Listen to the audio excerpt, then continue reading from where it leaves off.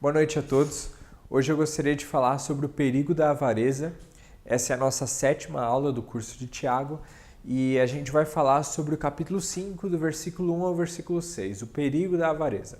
Mas antes de tudo, eu gostaria que vocês dessem uma olhada nessas 3 matérias. A primeira delas diz: herança dos famosos causa briga em família e vai parar na justiça. A segunda: golpe do seguro-desemprego já fez 11 vítimas em São Carlos e região. Polícia Civil deflagra operação contra laboratório em Goiânia que sonegou 1 milhão em impostos. O que todas essas matérias têm em comum? O que todas essas ocorrências têm em comum? Bom, todas elas falam sobre essa avareza que há no coração do homem, sobre essa ganância que há no coração do homem. Tanto pela busca por heranças, tanto golpes que algumas pessoas acabam cometendo umas nas outras, como esse do seguro-desemprego, e também não pagar impostos, né? Sonegar os impostos. No caso aqui, sonegou 1 milhão em impostos, mas tantas outras notícias, outros acontecimentos que a gente vê pela TV, pelos jornais, de pessoas que têm avareza no coração, pessoas que têm ganância no coração, paixão ao dinheiro, e ele controla a vida dessas pessoas. E por isso que a gente vê tantas notícias como essas pela internet e pela televisão. Por isso hoje a gente vai falar justamente sobre isso, sobre a avareza. Só que para a gente entender melhor o que é, eu coloquei aqui uma definição rápida, que diz: avareza significa apego demasiado e sórdido ao dinheiro. É o desejo ardente de acumular riqueza.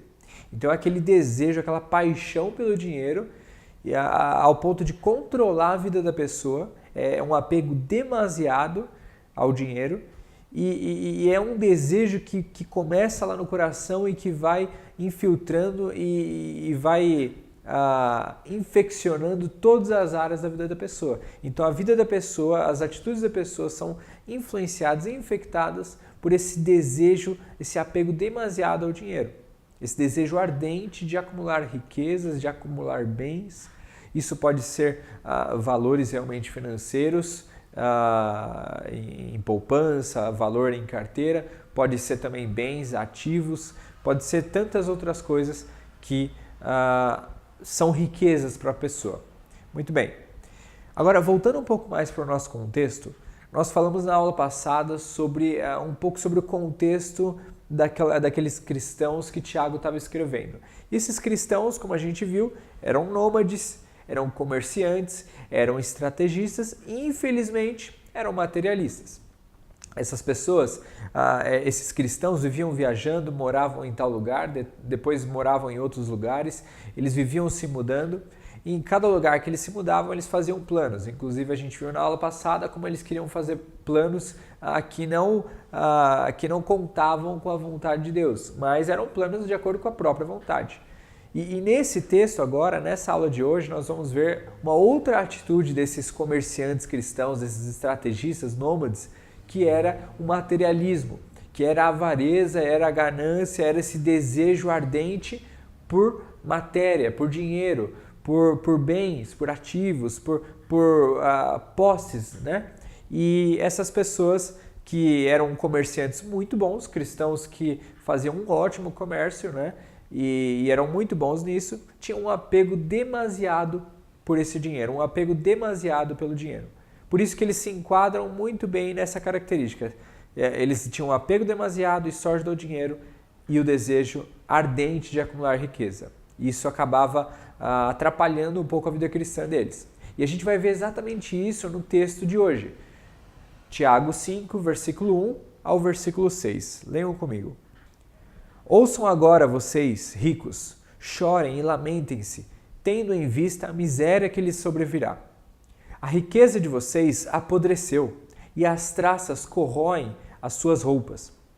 O ouro e a prata de vocês enferrujaram, e a ferrugem deles testemunhará contra vocês, e como fogo lhes devorará a carne.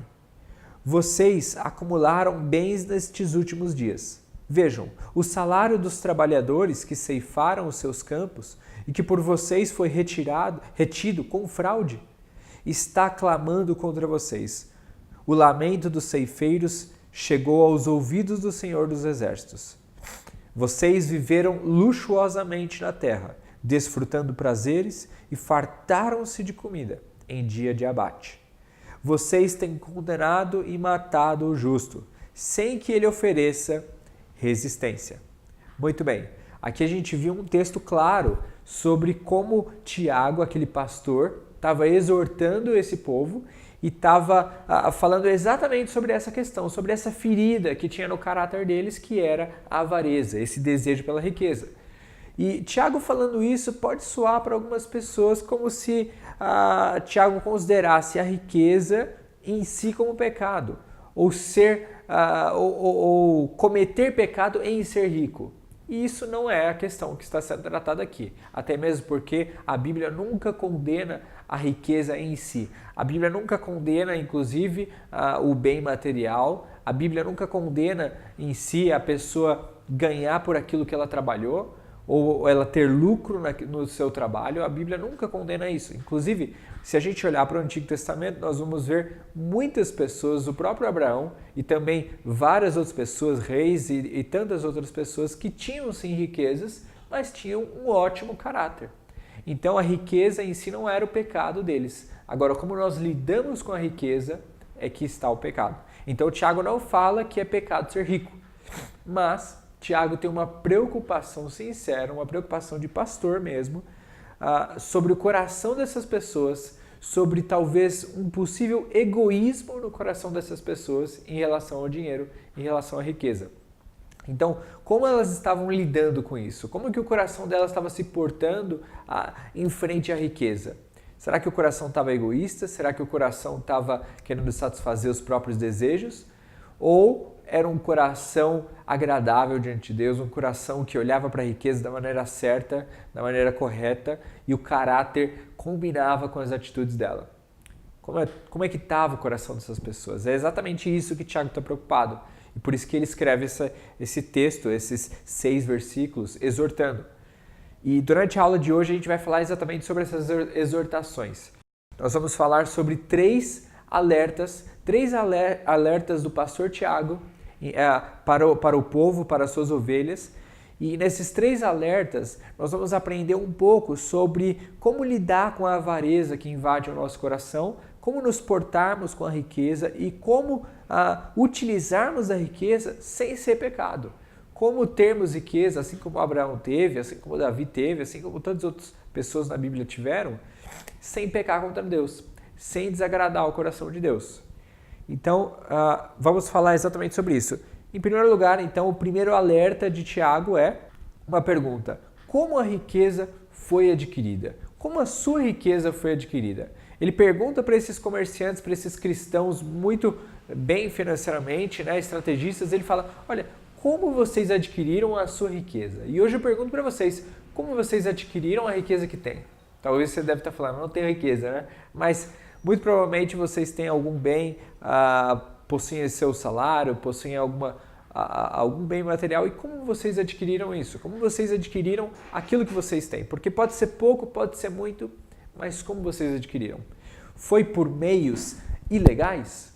Será que o que você adquiriu foi por algum meio que é contrário à lei de Deus? Será que foi por algum meio desonesto? Será que aquilo que você adquiriu foi por um meio ilegal? E o que você está pretendendo fazer com esse dinheiro? Será que o fim também é ilegal? Será que o que você está querendo fazer com ele também não agrada o coração de Deus? Então, sempre façamos essa pergunta: será que a forma de eu adquirir o meu recurso está agradando a Deus? Será que a forma de eu gastar o meu recurso está agradando a Deus? Então é isso que a gente vai falar hoje.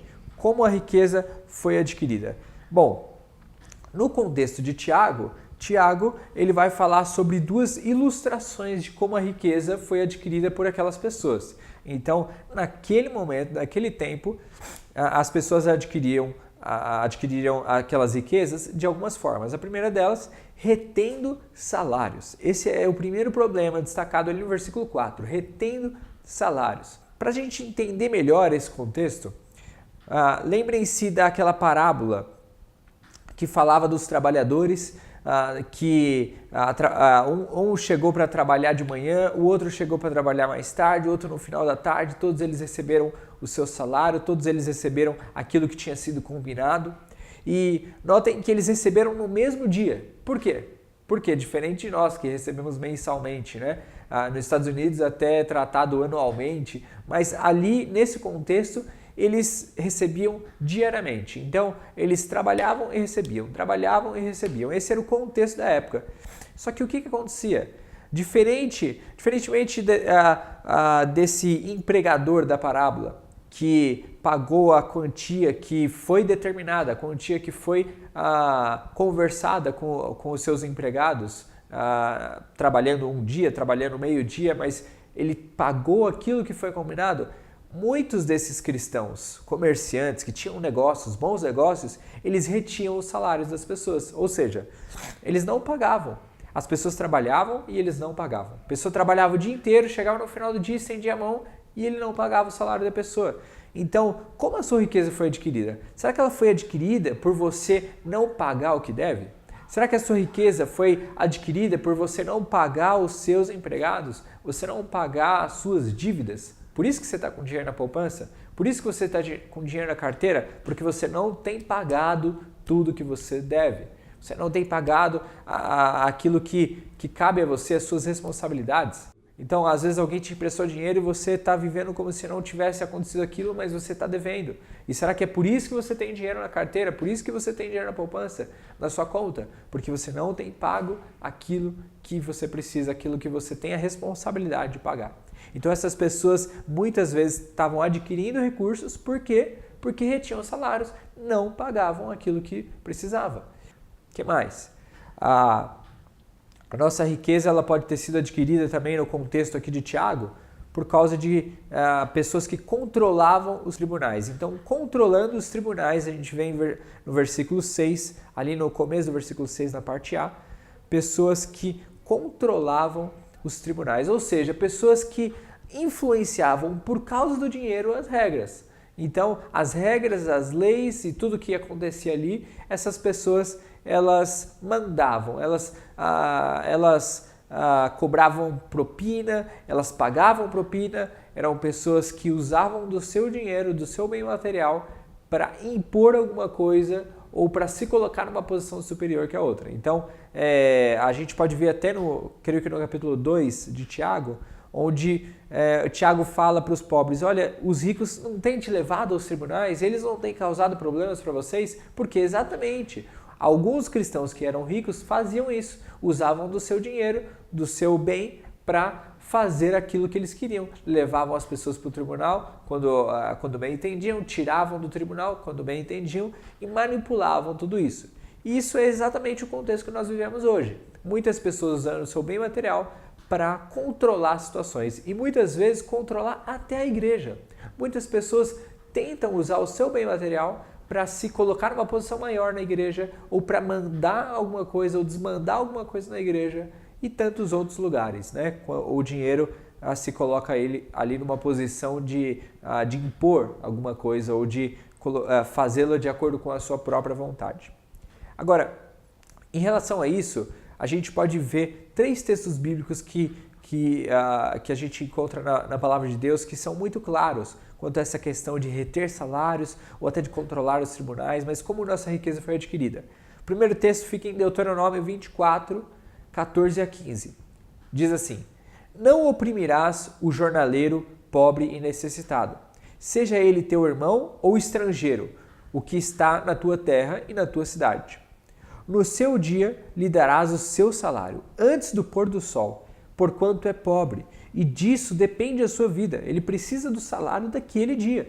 E por isso que é muito importante você ser honesto e você pagar ele no dia devido, para que não clame contra ti ao Senhor e haja em ti pecado.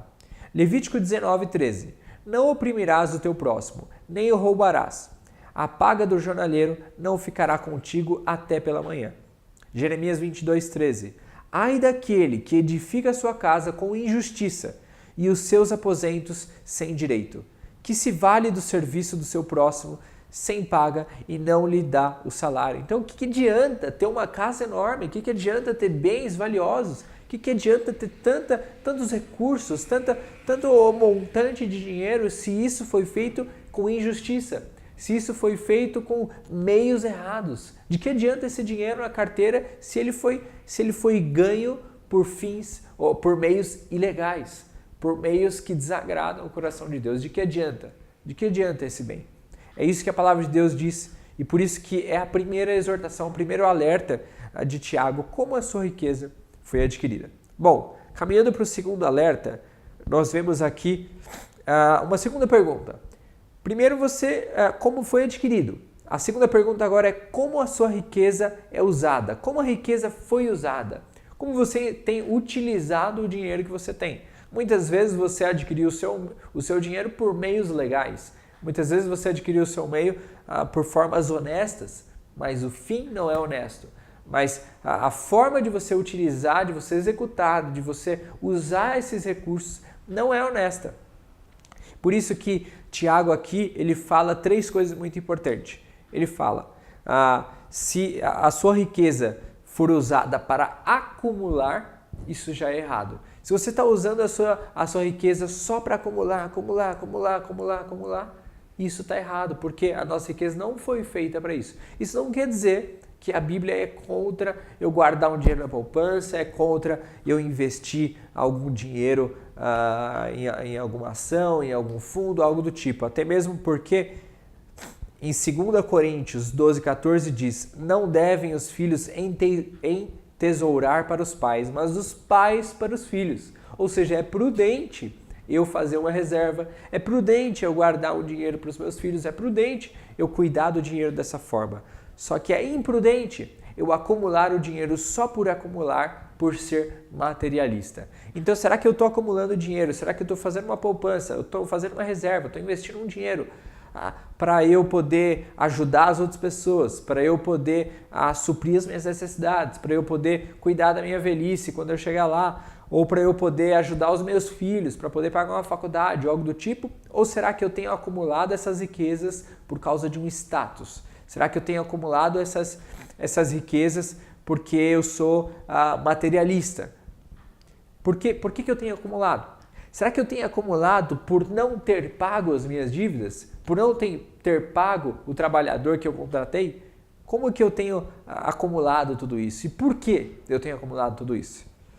Bom, o segundo erro em usar a sua riqueza é impedir os outros de se beneficiar. Então, acumular o dinheiro, a gente vê em versículo 3, e impedir os outros de se beneficiar da riqueza no versículo 4. Ou seja, pessoas que precisariam pagar o trabalhador, precisariam pagar aquilo que a pessoa trabalhou para ter e está precisando, e eu guardo para mim, não pago o que eu preciso, acumulo para mim essa riqueza por causa do meu próprio egoísmo, por causa do meu próprio materialismo, e acabo influenciando essas outras pessoas que precisam do recurso, de se beneficiar desse recurso e agora não estão se beneficiando. Então, pelo meu acúmulo do dinheiro, por esse meu materialismo e a minha falta de caráter em pagar o que eu devo, o que eu tenho causado nas pessoas que deveriam pegar esse dinheiro?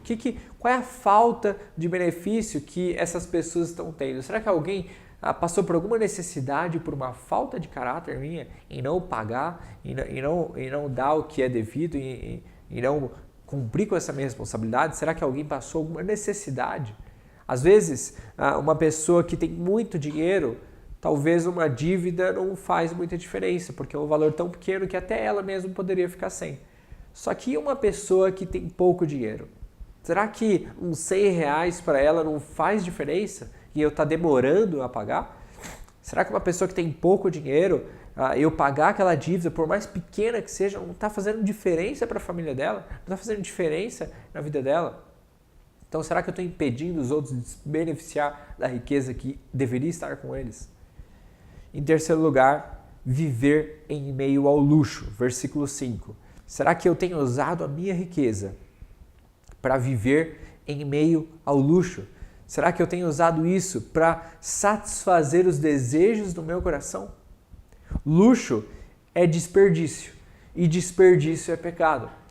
Não quer dizer que eu não posso ter tudo aquilo que eu realmente preciso para as minhas necessidades, ou talvez um bom carro para a segurança da minha família, uma casa talvez em um bom lugar para a segurança da minha família, ou talvez algumas coisas, alguns mimos para o filho, para a esposa, para o marido, algumas coisas do tipo.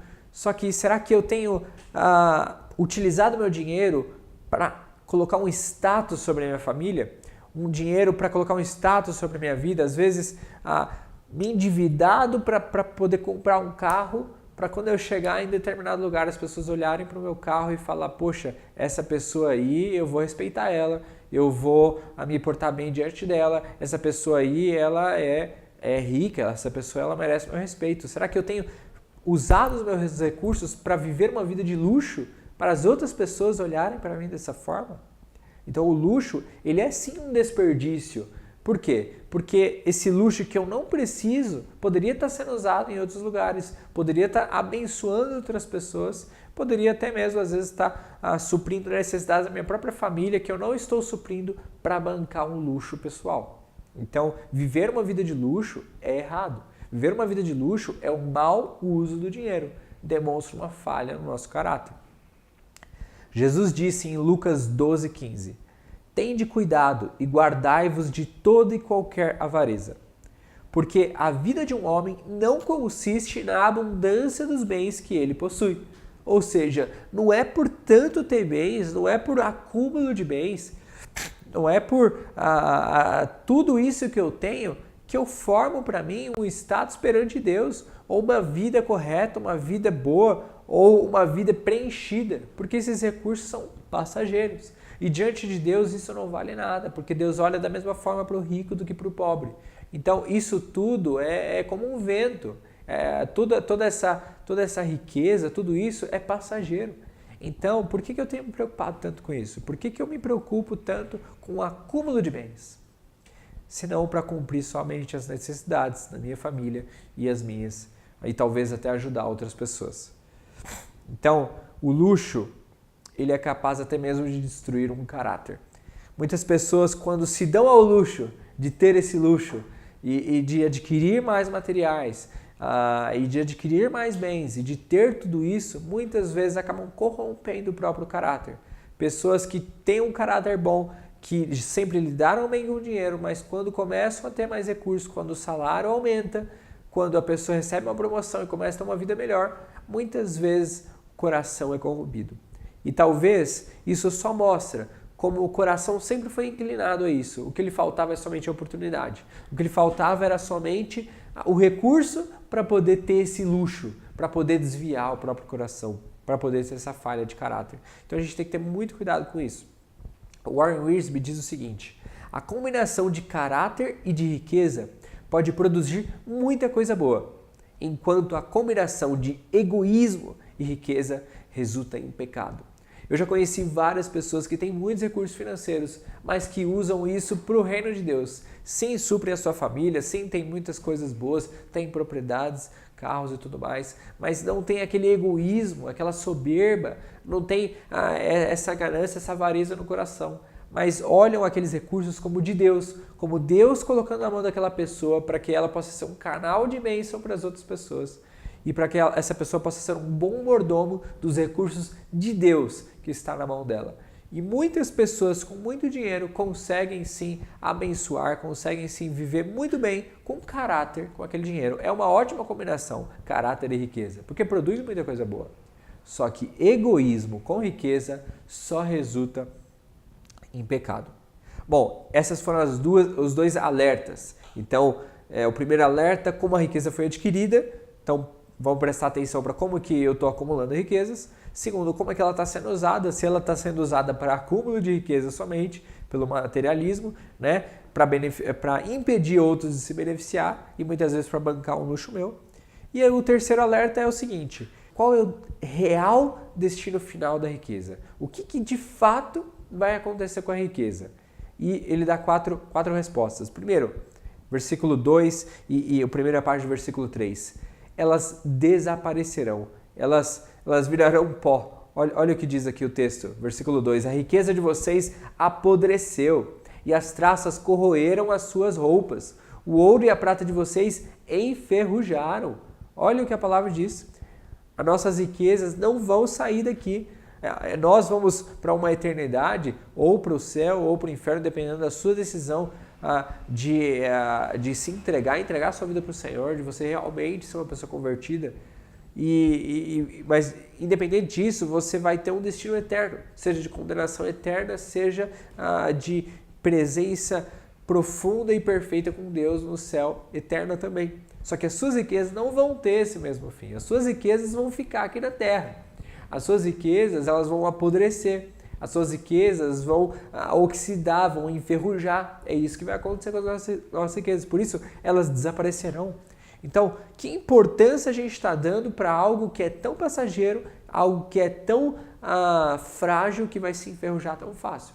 E por que eu não me importo muito mais com aquilo que é celestial, com aquilo que é eterno, que dura muito mais do que esses bens passageiros? Segundo, as riquezas, ao fim de tudo, elas podem corromper o caráter. É isso que a gente falou no slide anterior, no versículo 3. Elas podem corromper o caráter. Então, o fim da riqueza, se você lidar errado com isso, se você lidar mal com a riqueza, é corrupção do caráter.